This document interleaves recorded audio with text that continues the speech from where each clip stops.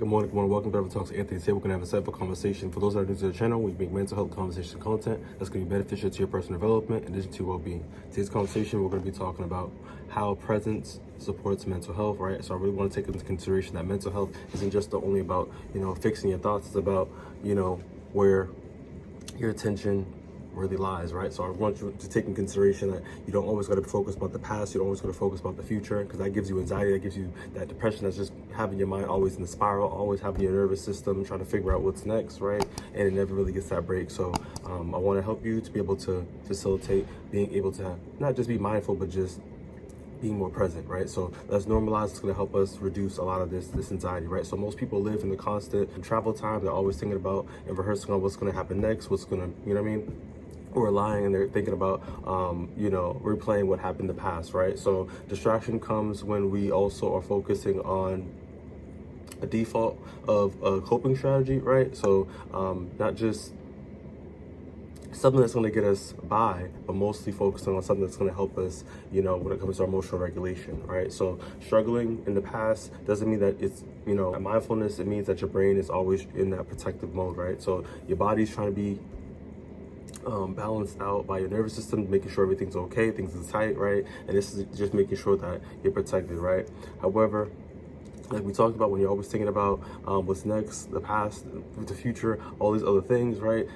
You're having your nervous system in that override mode, right? So the nervous system can only calm down when you're in the present. So that's why it's important to focus on being grounded and just being mindful of what you got going around you. You know what I mean? Just staying present in that moment, right? So anxiety lives in the future, rumination lives in the past. So it really is important for us to signal ourselves into that safety and helping our brain out by being in the present. So I really want us to take that in consideration. So when we anchor ourselves in the present, as mentioned, you reduce the activation, create that space for that regulation. Like I said, this is something that we're going to need throughout our life when it comes to emotional regulation in different situations, as things are happening in the present, right? And things will be happening in the future when, that time comes. But however, we need to be focused on what's in front of us, and having ease within that sense, right? So some practical reframing ways we're able to become more present, realistically. I'm going to give you some key pointers, and that's going to be presence into just clearing your mind, is noticing, where it went, right? So really just allowing yourself to have that self-awareness, that being intuitive within yourself, really know what's going on.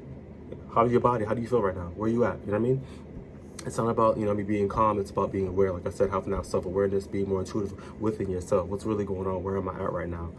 Stop focusing on what other people got going on. Stop focusing on what can I do next and where I should be and comparing yourself to other people. But where are you at right now? And just thinking about and being mindful about how you feel, right? Not thinking about the future, not thinking about the past, but where are you at right now? Because right now is what matters, right? So,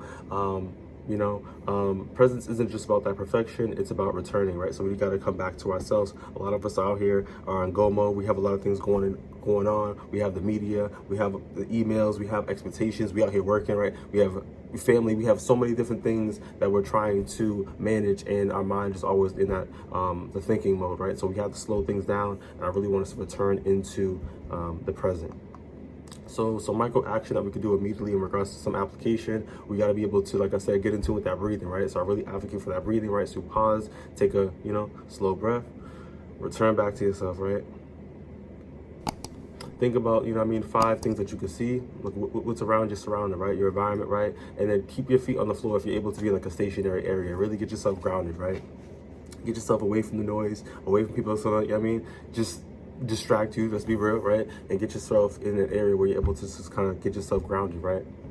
Encourage choosing the anchor to practice this for at least 10 seconds. This is going to be able to help you manage, like I said, that emotional regulation. The more practice that we do, the better application we're going to do, the more outcomes we're going to see when it comes to our mental health, right? So they're saying something that you just, it's like a medicine that's going to just be a potion or magical. This is application. This is real work. This is discipline, right? So the more practice that we do when it comes to these techniques, when it comes to our, mental health techniques and that mindfulness, we're going to be able to have better results in regards to the body and our health, right? So I really want us to encourage us to, like I said, practice when it comes to 10 seconds. Let's start small and let's add more time. You know what I mean? For people out there that they know meditation, let's talk about them effects. Drop them little comments and, tell people what's really going on. But we got to start somewhere. You know what I mean?